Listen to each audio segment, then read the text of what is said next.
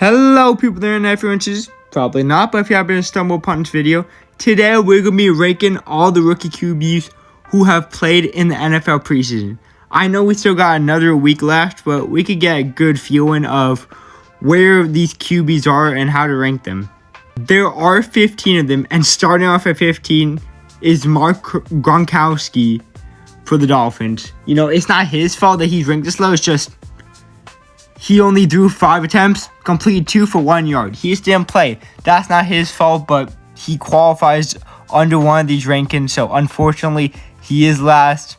Haven't seen much of him. I know he balled out at Iowa last season, but he's going to have to prove it. I'm sure we'll see him play with how buns this Dolphins team is during the season, because Malik Willis, I don't think he's going to last all season when they end up losing the first 10 games. And then Quinn Ewers, when he played in preseason, he was like 1 for 8 with 1 pick. At 14, we have another QB who did not play a lot, but he was pretty efficient when he did play. We got Cole Payton out of North Dakota.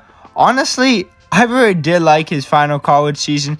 And 5 for 10, 50%, 47 yards, and 1 touchdown. Not awful. And then including on the rushing, 3 attempts for 45 yards. You know, an amazing dual threat QB. He's going to be fighting for that 53-man roster because they got Andy Dalton for backup, Tanner McKee.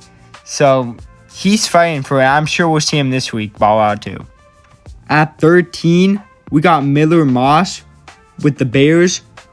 Honestly, 16 for 29, 151. Not awful, but nothing that stands out and not much to comment on. You know, coming out of Louisville, he didn't look too bad. And honestly, I thought he was going to be drafted maybe in the 7th round. Ended up going undrafted. And, you know, he's playing like an average rookie QB in preseason. At 12, I got Garrett Nussmeier. Obviously, you know, his senior season, we all thought this guy, he's going to be a Heisman finalist, a 1st round pick. Ended up not happening, but LSU was a mess last season. He ended up getting drafted in the 7th round by the Chiefs. He's learning from Patrick Mahomes, but he is fighting for that backup spot with Justin Fields, but Justin Fields is being Justin Fields, so nothing much to say there. But he's more of a project, so I mean, 22 for 36, 172 isn't awful because he's definitely a long-term player. I don't think we're going to see him at all this season. At 11, I got Joey Aguilar, who I didn't even know was on the Jags into this week. But he didn't play bad. 10 for 11, 173, 1 touchdown.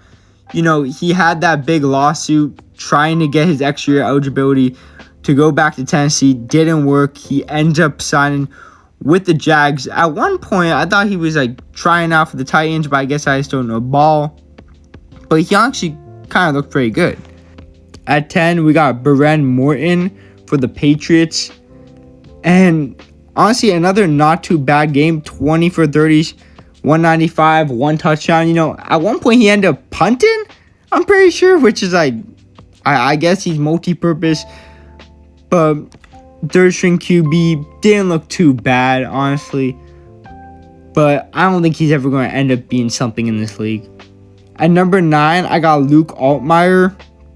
Honestly, I ranked him a little too high because I really did like what he did in college with Illinois, but on the Lions, buddy, I think he's fighting to be that backup QB because it's him versus Josh Dobbs. I don't know about that.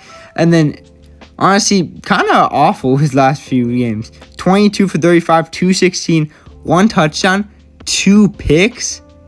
2 picks? Really? He's our first person on the list even with a pick, and it's 2 of them.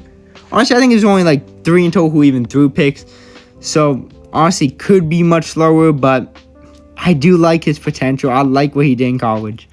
At number 8, I don't want to mispronounce, but Ethan Kalamanis. Sorry, I probably butchered that. For the Commanders. Honestly, just played a really solid game. 17 for 24, 249. No touchdowns. No rushing touchdowns. But he got the ball to the receivers, which honestly, he looked all right. I mean, he looked way better than Sam Hartman, so I think he's going to make the 53-man roster at least. Now we're getting into the territory of dudes who could actually seriously play during the regular season. At number 7, I got Cade Klubnik 15 for 21, 131. He didn't turn the ball over, and the Jets ended up winning against the Steelers, which is kind of crazy because that's what wins and they're going to see this whole season. But I think Cade Klubnik looked pretty all right. We're probably going to see him probably like around like week 8 of the regular season. So, I mean, a good little introduction to him. And, during the regular season, we're going to see some picks out of him. At 6, I got Jalen Daniels, a dude who honestly, I don't know how was not drafted. Watching that Bucks game, I know it's just preseason, so, I mean, they're playing other backups, but that comeback that he led was actually crazy, and I think he's easily going to be QB number 2 for the Bucks. 19 for 29, 182, 1 touchdown, 10 rushing attempts for 28 yards, and 1 rushing touchdown to lead that second half comeback. I was actually really impressed with this kid. While editing this, I kind of realized that I kind of forgot 2 good rookie QBs in Haynes King and Carson Beck. I simply just forgot about them since they had that Hall of Fame game and they started a week before. I just forgot they kind of existed.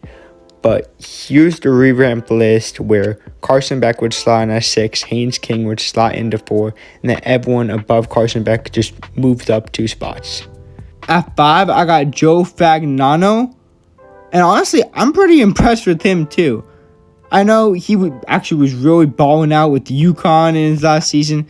And he's balling out with the Ravens. 37 for 48, almost 350 yards, 2 touchdowns, 1 pick. You know, picks happen.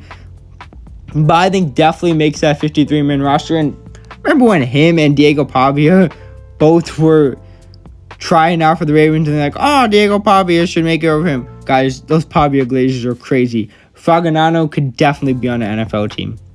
At 4, probably the craziest that no one expected here, Jack Strahan with the Falcons. 18 for 29, 262, 1 touchdown, 11 rushes, 25 yards, 2 touchdowns. Honestly, crazy take. He could be their starter. He's better than Tua, better than Michael Penix, better than Cooper Rush. I mean, I didn't even know who this guy was before this game. I didn't know Jack Strahan had it in him like that. At 3, I got the first overall pick, Fernando Mendoza. He's not going to start the season off, but we're definitely going to see him during the regular season. 18 for 31, 183, 1 touchdown. Not that bad, but the one thing that drew him back to 3 was that 1 pick 6.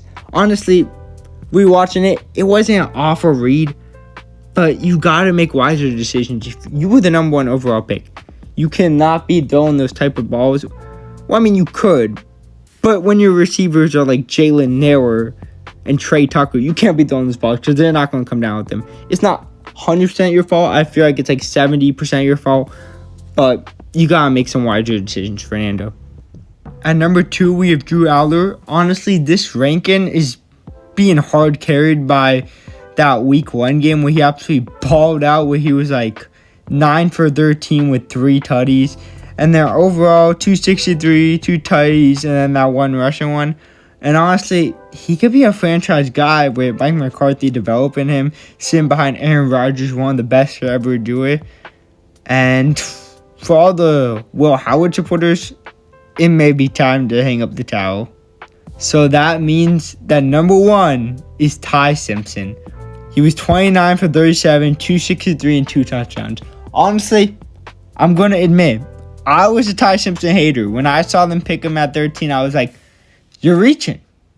Like, I didn't think he was deserving to be that high, but he's proven himself. I know it's just preseason, so you're playing against other backups.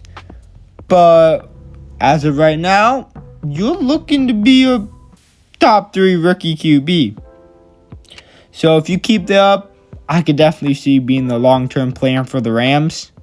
And that concludes my rookie QB rankings from their preseason stats. And if anyone watches, I'd appreciate a like and subscribe. We could rank them, at the mid-season, at the end of the season. I don't have to do a play, but you never know. Like, subscribe. See you guys.